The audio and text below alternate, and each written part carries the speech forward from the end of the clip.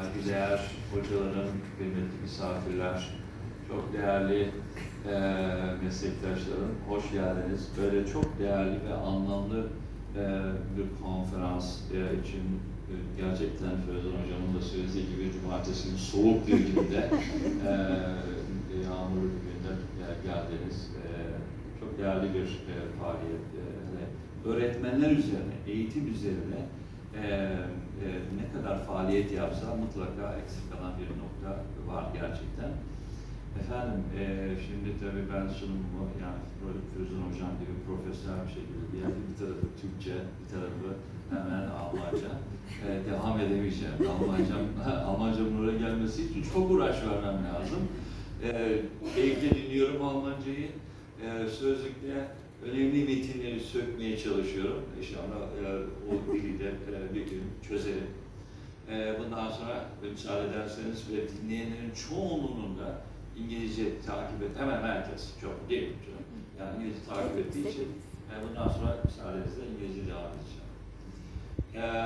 Dear guests, dear professors, dear colleagues who came all the way from Germany and also from various parts of Turkey and participated in this meaningful, very valuable conference here in our place.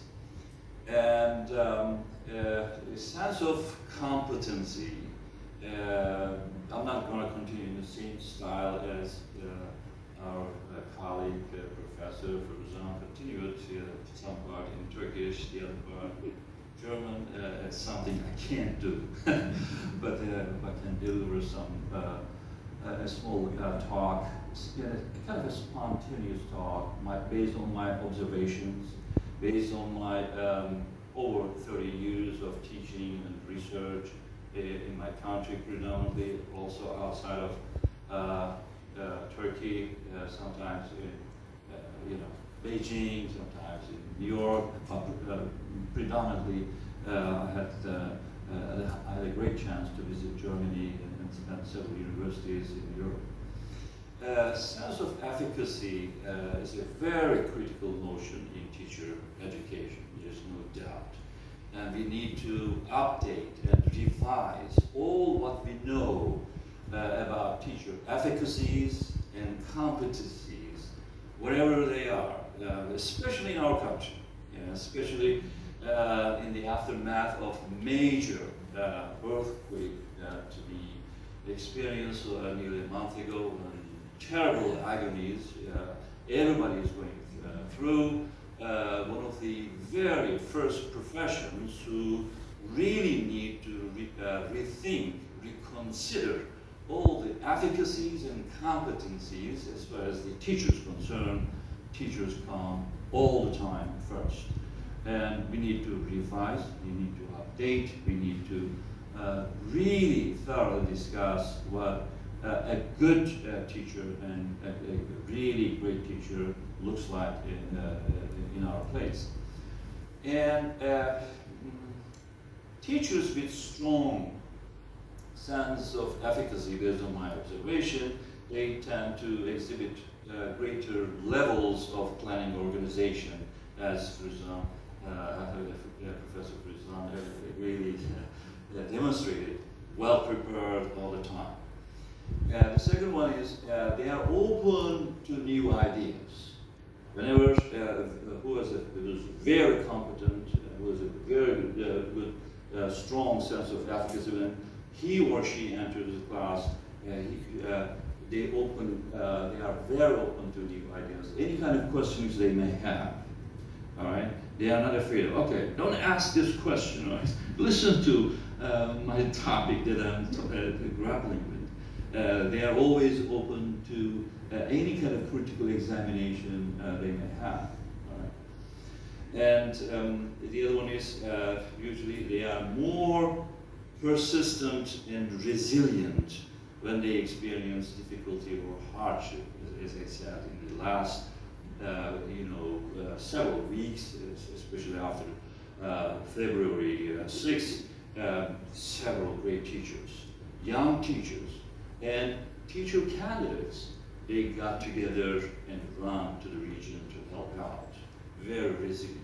And they opened schools to help out and so on and so forth. And the other one is they are less critical of students when they make errors, and so on and so forth. The next question I have, what enhances teachers' sense of efficacy? Of course, there are maybe many ways to answer this question, but I'll briefly share my experience and observations on it. Mastering the subject matter, well, that teachers aim to teach, efficient cultural literacy in the land, in Germany or Turkey, the teacher wants to teach, and of course, last but not the least, very supportive school culture and environment. This week is a very meaningful week for our school as well as for our country. March 16 was the day when our school was established 175 years ago. In 1848, Teachers College, it's called Alman University, as you know, Teachers College to train teachers with a modern mentality, with modern skills at the time, of course, opened up right across our city in European size, somewhere in Fatih region, and of course, we moved here. And I'm going to share a poem written by one of the great teachers who taught in Teachers College of our previous versions across the Bosphorus. His name is Tevfik Fikret, and I'm going to try to read it in English for the first time. So we prepared a good article. This poetry is located in there, and the Fikret, for our German fellows, I can say maybe closest, yeah, he is like Turkish Goethe, I would say. I don't know if it will make sense or not. But he was very critical of political powers, you know, the Sultan, you know, very critical, and those who read in Turkish, you know, says, and even when the power changed, you know, İttihat came to power, he became very fierceful critique of İttihat, Hamdi Yama, and so on, so on, others. But he was a very devout, exuberant, enthusiastic teacher. And he wrote this poetry, 1910, when he became a teacher to teach Turkish literature in Teachers College at the time, to enhance the sense of efficacy, the competence of new young teachers at the time. This week again, as we mentioned, today is March 18, when it's a time when we lost heroic soldiers, hundreds of thousands of them in Çanakkale. We commemorate them and Atatürk demonstrated a great leadership in that battle. And just a small anecdote I should share. He fought in several frontiers, as I'm mentioning. After the battle is over, the Republic is established. So many soldiers came from Australia, New Zealand, you know, to fight in Dardanelles. So they were coming and visiting the graveyards in that place. And he made a very historic remark to them. Yes, they came over here to fight against us, but they died in our homeland. Now they became our son. You can come and visit them all the time. So he's speaking not like a soldier, he was speaking like a teacher. So very embracing, in a way that he defied all the categories of war, in other words, I should mention. So anyway, this poetry is memorized by Atatürk too. So the poetry is called Ferda, tomorrow, or the future. Sometimes I use those lines interchangeably. Just a few lines in Turkish and switch to English one. Is that okay? All right. Ferda, senin bu tecellüt, bu inkılap, her şey senin değil mi ki zaten sen, ey şebap, ey çehre-i behincü ümit, işte makesin. Karşında bir sema-i seher, safı bir sehab, avuş-ü lerzedarı açıp bekliyor şitan. I should confess that the Turkish version is very, very dense. Yeah, I see some fellows following the lines, incredibly difficult. But teachers are also courageous too. I dare to translate, but loosely. Let me see if it's going to make sense or not. So at the end, I'd love to hear your comments and feedback. Future, the poet is called. Tomorrow is yours. This revolution is yours. This innovation. Isn't that everything yours anyway? You, O youth, O thou beautiful face of hope, here is your mirror. A clear and cloudless sky. It is waiting with trembling arms open. Run quick.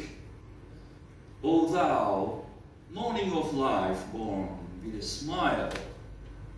Here, everyone's eyes are on you. You are the hope of life.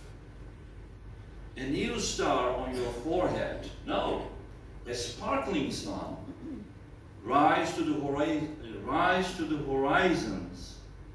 Before you, this troubled past, let it go forever. Let that hell go out of your life forever. Today is yours. You have a homeland as beautiful as heaven. What you see is emerald-eyed, pearl-like cheerful girl. Who is it? Do you know? Your homeland. Now a disrespectful eye looks at this delicate face, may God forbid, even looks with an evil eye. Would you tolerate this? It goes on. I'm going to skip some lines. It's a very long poetry. The country rises on the shoulders of diligent, hard-working people. Youth. All the hope of homeland is on your shoulder now. Everything is yours. The country is yours. Every honor is yours. So I have to skip and come to the final lines. You are looking at the past now, full of doubt. Future will also affect you with such doubt. Every limb shaken by the whirlwinds of need. You are the children of a generation called to mind from time to time. The era, don't forget, wonders are the era of enlightenment. In every lightning night, a shadow falls, a horizon of ascension emerges, life rises. Where doesn't rise? Sorry, no. Repeat again. Whoever doesn't rise falls apart. It's like riding bicycle. Either progress or regression. Your forehead should rise, touch the heavens. This bird called human being has an insatiable appetite for ascension. Struggle, toil, think, seek, find, run, take a step, scream.